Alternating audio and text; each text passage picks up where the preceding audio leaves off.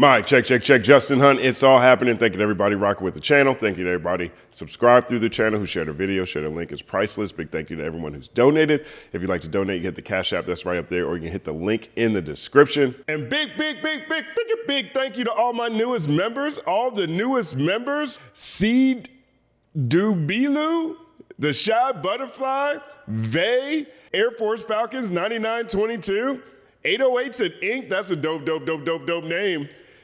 Marty Quates, Andy P, Michael Vanderberg, Solina in a Crowd, Stoopside Hip Hop, Patek Rover, 9-second applause.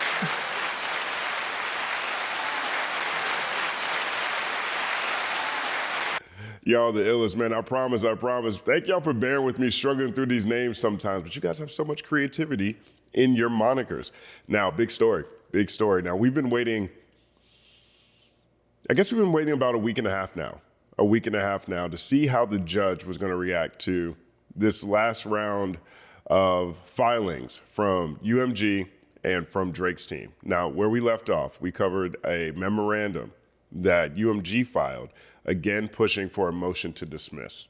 And we've got an update. We have an update. Yesterday, there was a hearing, and it was with Judge Vargas Gottlieb from Drake's legal team and Roland R. Ransom from on the UMG side. Inner City Press was in the room or in the area, and he has a light transcript of how this conversation went. Here's Inner City Press.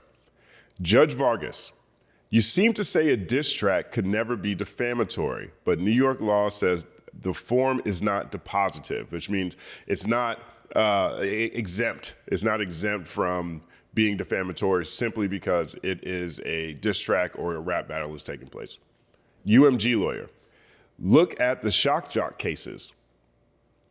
Judge, not the same thing. Perhaps the court needs more info and cannot dismiss. Now, what they're referring to is, in one of the filings, I think they reference, oh my gosh, what is it? I think it's Hobbs versus Imus, if I'm not mistaken. I think that's Don Imus. So that was one of the precedents that UMG used to try to show why this case should be dismissed. Another one that they use is Michael Rappaport versus Barstool Sports. Now, we covered that one here on this channel in one of these videos. We even put up the actual diss video and diss track that Barstool Sports made at Michael Rappaport.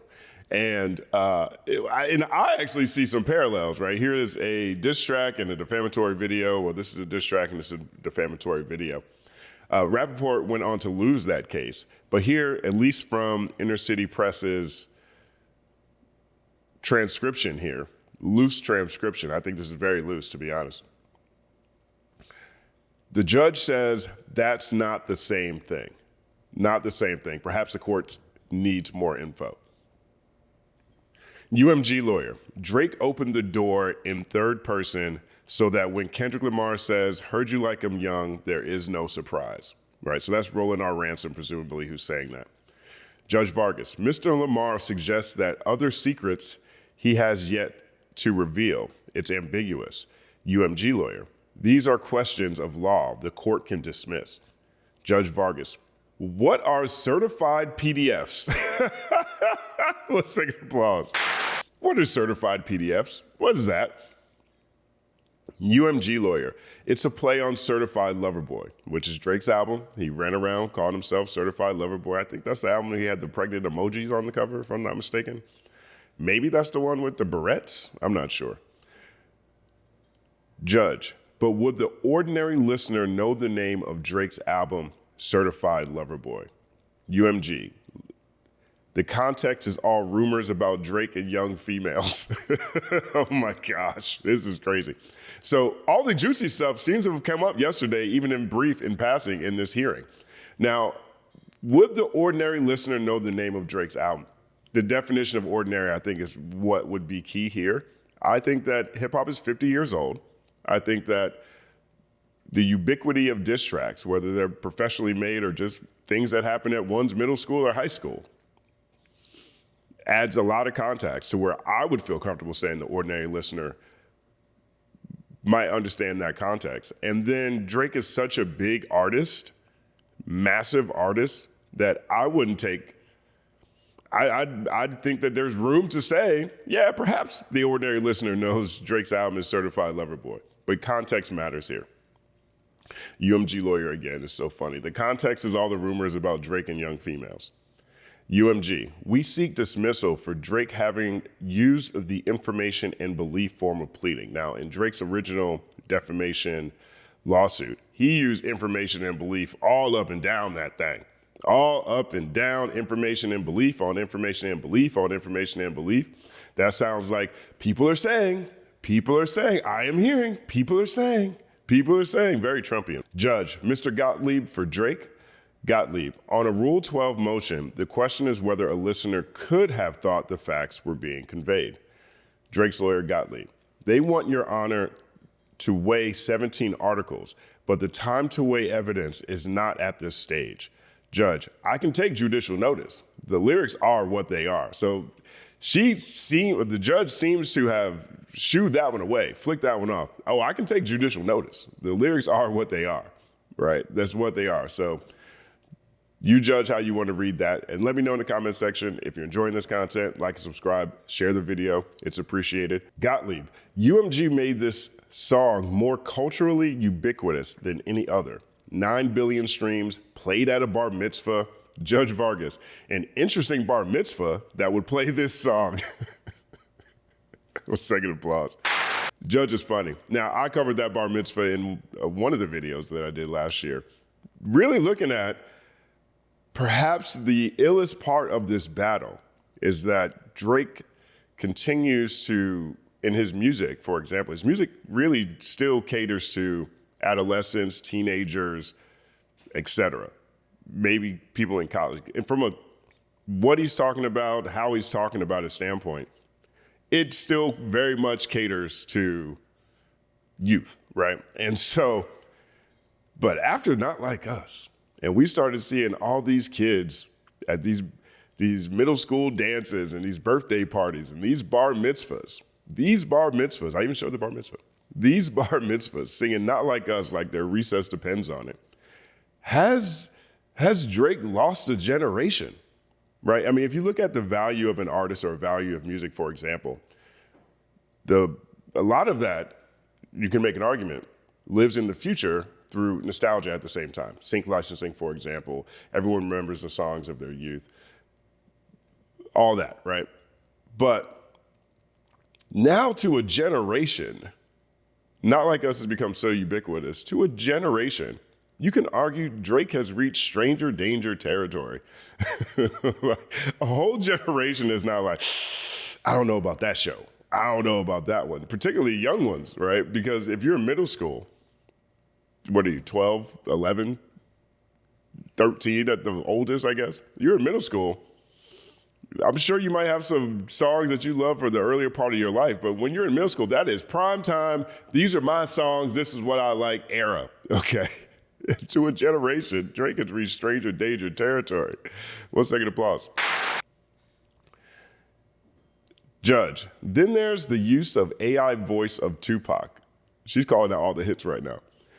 Drake's lawyer, Gottlieb. I'm not convinced of the relevance. Get out of here. I'm not convinced of the relevance. It's a rap battle. And this is my main issue with Drake's arguments, Drake's team's arguments in this situation. I have a lot of thoughts. I have a lot of ideas of ways I would have argued this. Now, I'm not a lawyer or legal expert, but I am someone who could look at where the gaps are in messaging very well. And I think they missed the boat on a lot of things, particularly. But he said, I'm not convinced of the relevance.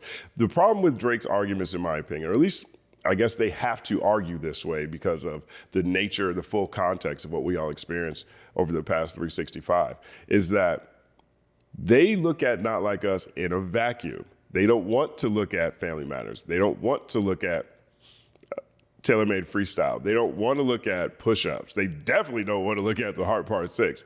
They just want to look at Not Like Us, because once you start looking at the rest of this battle, Drake looks crazy. He looks crazy, okay? Drake's lawyer, Gottlieb, I'm not convinced of the relevance. Judge, shouldn't I view the entire rap battle? 4 second applause. That is the best part. That's the great answer. That is a great answer. That's the answer we want. Yes. Shouldn't I view the entire rap battle? Yes, you should is the answer.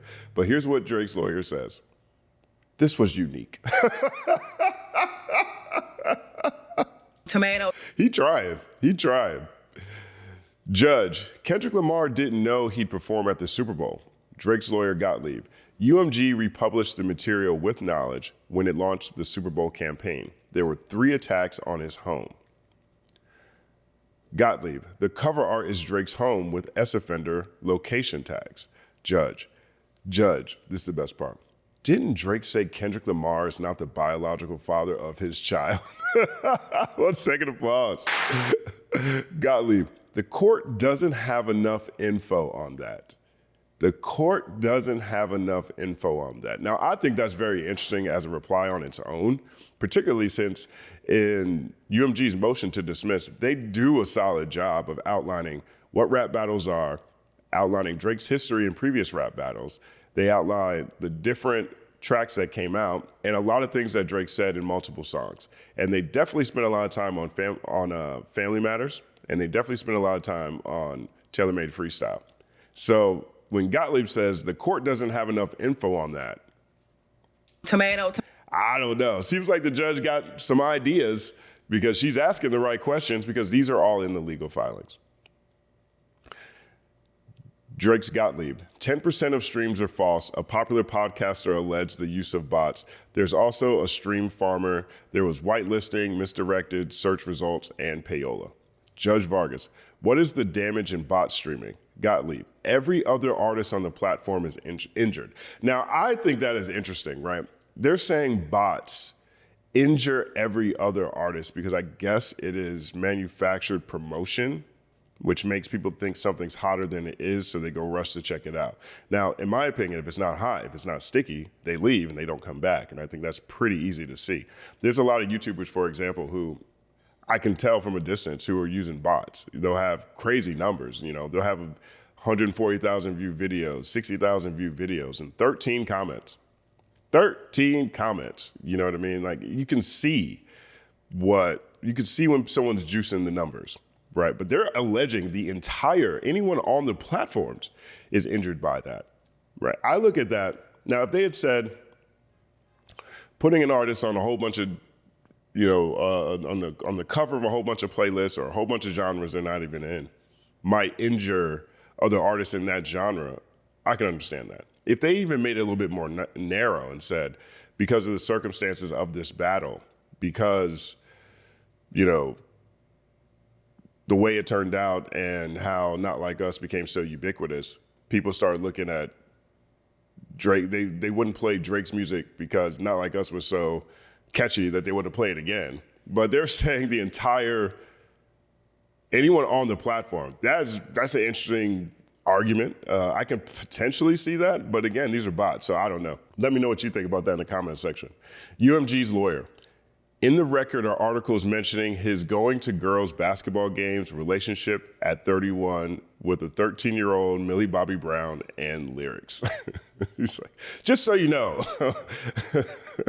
about that certified PDF thing, well, there's the rumors about him and young girls, and also we've got a whole bunch of evidence in here about him going to high school girls' basketball games and texting 13-year-old Millie Bobby Brown. I can only imagine what it was like to be in this courtroom on this day. It must have been crazy. 1 second applause. All right, so that's Intercity Press. That's what he says. Now here's a little bit more cogent, coherent sort of crux of everything that's at stake. This is from Law 360. And so this is their account of what happened. It's much less detailed than Intercity Press is, but it adds broader context. I'll go through this quickly. Drake, whose legal name is Aubrey Drake Graham, sued UMG Recordings, the record label used by both rappers, in January, saying it chose greed over the safety of its artists when it launched a campaign to boost the popularity of Lamar's single, which the company knew accused Drake of being a certified PDF. The track topped the charts, won 5 Grammy Awards, and was the centerpiece of Lamar's Super Bowl halftime show performance in February. UMG said its motion to dismiss that the song can't form the basis of a defamation claim because the lyrics are non-actionable opinion and rhetorical hyperbole, which took place in the context of a rap battle, where diss tracks are often built around outrageous insults. At a hearing Monday afternoon before U.S. Judge Jeanette Vargas, an attorney for UMG, Roland Ransom, and Sidley Austin LLP argued that the context surrounding Lamar's statements is key because contextual analysis is often determines whether statements are asserted as fact or opinion. What you hear in these rap battles is trash talk to the extreme and should be treated as statements of fact. 1 second applause. I mean, that's exactly what it is. The entire genre is this. UMG is contending that Drake is just trying to save face after losing a rap battle with Lamar. The record label urged the court to take judicial notice of material, including articles about the controversy and song lyrics, and dismiss the case as a matter of law. Judge Vargas questioned Ransom about the fact that Lamar used the word certified in referring to Drake as a PDF. She said it could give a reasonable listener the impression that there's been an official determination that Drake is a PDF. So you see how this article has a little bit more specific details that were left out of what Inner City Press said. Ransom countered that certified is actually a reference to lyrics in a Drake album. Is the ordinary listener going to recognize all those references? Judge Vargas asked. It's the context as a whole, Ransom said, not sliced and diced down to the individual listener. Great point. 1 second applause. Drake says UMG drove consumer hysteria for Not Like Us with the intent of using the spectacle to bring in massive revenues. To do this, UMG leveraged its relationship with iHeartMedia to blast Lamar's song to the top of the radio charts, according to the filing. The San Antonio-based company pays UMG to license artist songs, and the label had an ownership interest in more than 60% of the songs on the Billboard Hot 100 radio charts in 2023, Drake says. A lawyer for Drake, Michael Gottlieb of Wilkie Farr and Gallagher LLP, told Judge Vargas that Not Like Us has been streamed more than 9 billion times. Every other track in this rap battle pales in comparison to that, he said. Gottlieb argued that the court doesn't yet have a sufficient record to determine whether the allegedly defamatory statements were fact or opinion. The defendants are essentially saying, don't draw inferences in plaintiff's favor, he said. Judge Vargas did not rule Monday. Drake is represented by Michael Gottlieb, Meryl Gavernsky, Brad Sullivan, and M. Annie Houghton Larson of Wilkie Farr and Gallagher LLP.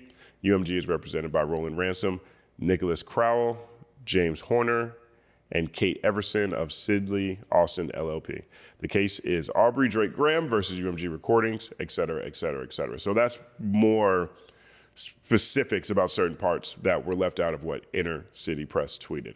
Now, there was a statement released today from Drake's team.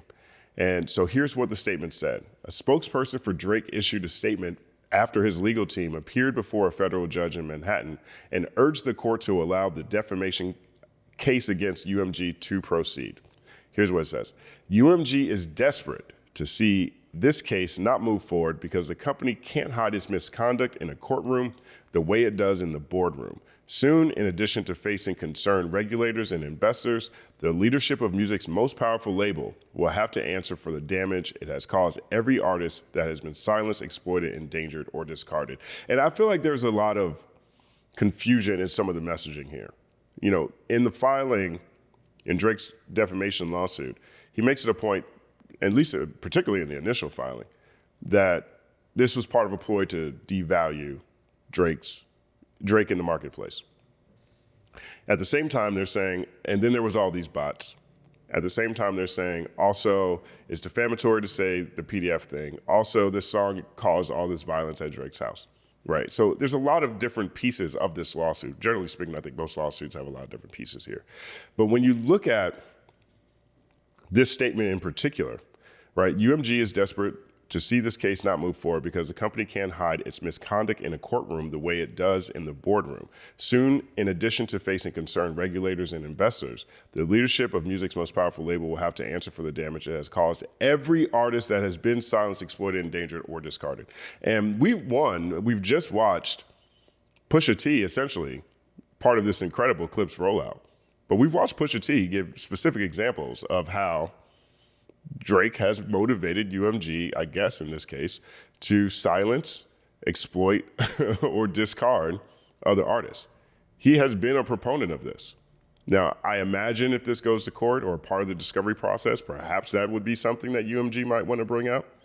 Two, they're making it seem as though UMG allowing Kendrick to release Not Like Us has endangered Drake. And in that case, there is an argument that every diss track that UMG or any label has ever distributed has endangered someone, particularly artists who have passed away, who are no longer here. I mean, if you look at King Von or FBG Duck, you know, FBG Duck's mom, we had a story last year, we covered this when Lil Durk went to, when he first was arrested. She plans to do a class action lawsuit. She plans to sue Sony for the role that the company played in distributing the music. Right. And so if this case wins, everybody who's ever felt like they lost a rap battle is running to their record label, running to their lawyer and telling them they want to sue. They would like damages in this case. And so it's this statement here is talking about the broader music industry in this particular case. And as always, you know, it's very centered around Drake and not the broader ramifications of not only chilling artistic expression, but what's at stake for the entire industry. Now, I'm no proponent to any organization, any company taking advantage of its workforce, taking advantage of artists in this case, period. But this is, the way they frame this leaves a whole lot out there, and including some things that Drake has been a part of as well. So that's where we are with this. Now, this is a very interesting social clip that has gone viral. This is from Demizza. Demizza, 1 second applause to Demizza. Demizza Young, longtime music industry executive. Shout out to Demizza. 1 second applause again. Really dope dude, really good guy. And so Demizza is talking here, and he's talking about UMG devaluing Drake from his perspective. Now, here's what he says, and let's take a look and we'll react to it. But Drake is a little bit different. Now, Drake is one of the smartest guys out there. Okay. His team is really smart. I mean, they own the rigging. They own the lighting. They promote it themselves. They're their own apparatus, you know, and that's why Drake is... Shout out to Tech Nine, the originator for all of these things. Straight out of Strange Music. 1 second applause. Phenomenal conversation with Tech Nine on this channel right now. Check it out if you missed it. 1 second applause again to Tech Nine.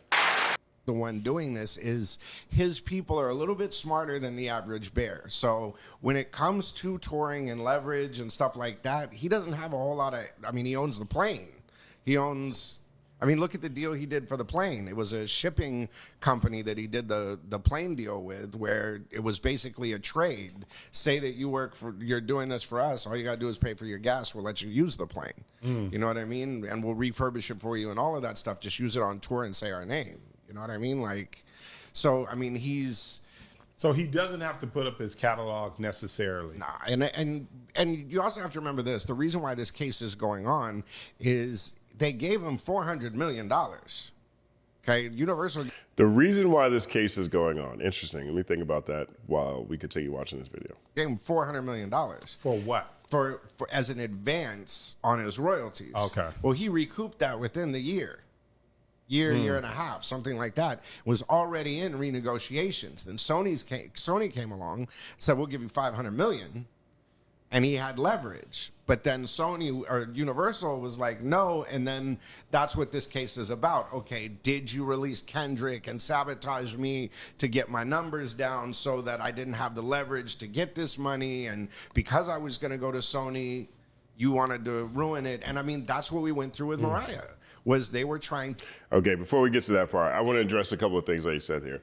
One, I think it's really interesting, right? You know, if Sony's offering $500 million, my first question is, why didn't Drake take it? Why didn't Drake take it? Was his plan to go back to UMG and say, hey, I got 500 over here, I need 600? Was that the plan? Did UMG balk at that? Because my initial reaction is, UMG has the catalog. Drake's entire career has been at UMG. They know him, he knows them. They know how to market him, they know how to move him. And so when you leave to go to another label, you lose that synergy. That synergy, you have to create a whole new thing. That's one thing. Two, Sony wouldn't have Drake's catalog. They would have Drake's new music. Most of people's catalogs are part of some sort of lockup, meaning you don't, even if you leave the label, even if you recoup, you don't get your masters back immediately upon recoupment. It'd be very interesting if that was part of his LeBron size 360 deal that we've talked about. But Sony wouldn't have his catalog. They wouldn't have back catalog. They would have his new music. And so it's kind of like in the NBA. I had someone explain to me with this analogy.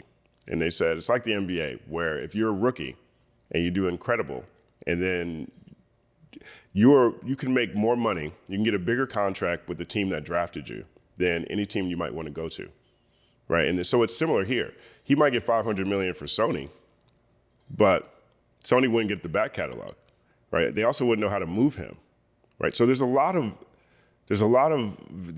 vulnerability that Drake would assume by even going to Sony. And if he got offered $500 million by Sony and went back to UMG and they said, no, we're not going to pay you $500 million, why don't you just go back to Sony and sign that deal? All right, well, I got $500 million. I think these are relevant questions. Now, if you want to say that UMG devalued him to devalue that Sony deal, why wouldn't Sony still pay him $500 million? Why wouldn't they do that? I mean, is that deal still there?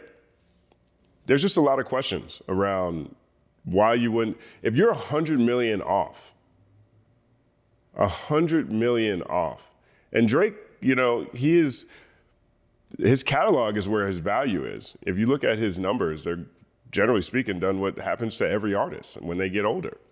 They start moving less and less, particularly as the industry keeps evolving. So I just think that Drake should go take the $500 million deal from Sony. Now, from an broader industry standpoint, Drake is one of the few artists that are just important to the business of selling music. He's one of these artists that has to stay in the system somewhere from someone. And when I say has to, it means he is just such a big chunk of the overall music business market share. This is one of the reasons why Ye was so excited about this lawsuit. This is one of the reasons why he's so pro Drake, because Ye is anti all of this old establishment stuff. He wants everybody to do everything that he wants to do. He wants to be the new establishment. But so with Drake still needing to be in the system, and I think everybody in the industry would agree with that, you're going to have bidding wars. Bidding wars happen all the time, right? And maybe Sony did that offer to try to, make the negotiations more difficult between Drake and UMG. It could be gamesmanship. But people go other places, they get a bigger number, and they go back to where they really want to be, and they use that to help get leverage. One, Drake didn't take the deal, and two, he jumped into a rap battle. Those are two things that I can't necessarily put on UMG. I can't put Kendrick destroying him on UMG. It's not even just Not Like Us. It's every round of this battle. Every round. I can't put it on UMG that Drake has had an issue ever since MTV said that Kendrick Lamar is the hottest rapper in 2011 or whatever year that was, 2012, and started throwing subs. I can't put all that on UMG. Just like I can't put it on UMG that they're sabotaging Drake's career because Drake got a $500 million offer from Sony that he did not take. It's in Drake's best interest to stay at UMG. And in this sense, in my opinion, from where I'm looking, what DeMizza hasn't talked about necessarily here, and I'm not saying that, DeMizza's point of view is incorrect. I mean, he's a music business expert and legend in his own right. Done a lot of great work with a lot of great people. What I am saying is, take the $500 million deal. That's all he had to do. And I think the reason he didn't was because his catalog's at UMG, and that's where he really wanted to be. Okay. So his chess strategy did not work out. He played his position poorly, blundered 4 times, and came away with an L. And now he's asking the U.S. court in New York City, Judge Vargas, to save him. Because UMG didn't do it this time. All right, so here's another analogy that DeMizza actually uses to his point. So let's go back a little bit and we'll hear this last part. I think is interesting. And I'll explain what he's talking about. Didn't have the leverage to get this money, and because I was going to go to Sony, you wanted to ruin it. And I mean, that's what we went through with Mariah, was they were trying to devalue her brand at the end of the Sony run when we did Heartbreaker, and Tommy was actively out there. You know, the J-Lo thing, the Ja Rule thing, all of that stuff was to devalue her brand before she jumped labels. So it's normal for labels to play this gangster tactic. But Drake... Right, it is normal. I mean, the music industry itself is an industry that's started by literal and actual gangsters. Literal and actual gangsters. That's why these contracts look so crazy. Right, and so they use J-Lo, Mariah Carey, and Ja Rule as an example here. Now, here's an article BET published in 2017 when Irv Gotti went on to Desus and Mero.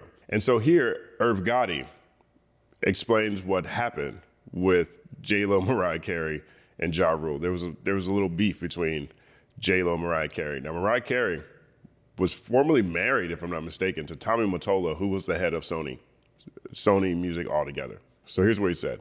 Gotti sat down with host Desus and Mero to dish on a few topics, like his new BET series, Tales, and the lesser-known facts regarding the roots of Mimi and Jenny from the Block's shady past. Despite popular opinion, tension didn't begin with catty subshots at one another, but rather a ploy from Mimi's apparently scorned ex-husband.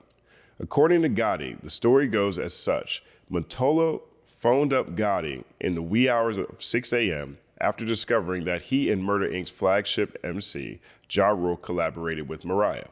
At the time, he hated Mariah Carey, so he was pumping Jennifer Lopez to compete, he explained. So he calls me at 6 or 7 o'clock in the morning and he says, Irv, I need you to do me a favor. I need you to make a record with J-Lo, but I want you to put Ja Rule on it and make it a duet. Gotti had already caught on to the fact that Mottola was cooking up trouble because they had completed their record with Mimi. He also knew that Mottola was using Jenny as a pawn to strike at Mariah. Admittedly, however, he said he was down for a J-Lo collab, but only under one condition: full creative control and without intervention from Mottola. We come to know this collaboration as I'm Real, Murder Remix of the early 2000s. I think that was the #1 song. I love that song. 1 second applause. Super controversial, too. They had J-Lo saying the N-word in there. Ja Rule wrote the whole record, but nevertheless. We literally made Real in 10 minutes, guys, Gotti confirmed. He adds that he wasn't so much concerned about sabotaging Mimi like Mottola was. Just as any music executive with a major pop star in his hands would, his goal was a summer smash hit record. And with the Murder Inc. remix single dominating Billboard charts, he got just what he wanted out of the deal. So that's the reference that DeMizza is referencing right there. So these things aren't uncommon. $500 million deal is still sitting there. Drake could have taken it. And I think that there's probably more risk to Drake taking it than him staying at UMG, which in my mind is part of the reason probably why he didn't take it. Because if he got an actual offer, he could have just signed it. Maybe the offer's still there. Perhaps that's the case. And if he, again, and we've talked about this ad nauseum, if the timing is off for some reason with anything I'm saying, if he knew all this stuff was happening and for some reason, you know, he thought he could play both sides, he should not have jumped in a rap battle. He should not have done that. But he still did it. And then in a broader context, you don't see a lot of people move labels and have the same success. You know, you don't, really the only example I have so far right now that's kind of an outlier is Kendrick and Top Dawg. They're both on a record-breaking tour right now. You know, you didn't see it with Justin Bieber, you know, when he switched. And again, a lot is lost in synergies. And I think Drake probably understood that. It just didn't go in his favor this time. But this is the update on this case. Let me know what you think about all this in the comments section. I believe, if I'm not mistaken, the next thing we're waiting on is a verdict from Judge Vargas as to whether or not she's willing to dismiss this case or if they will proceed forward with the rest of discovery and potentially trial.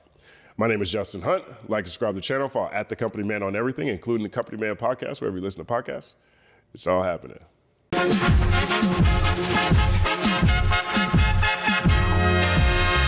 Justin Hunt is here, it's all happening.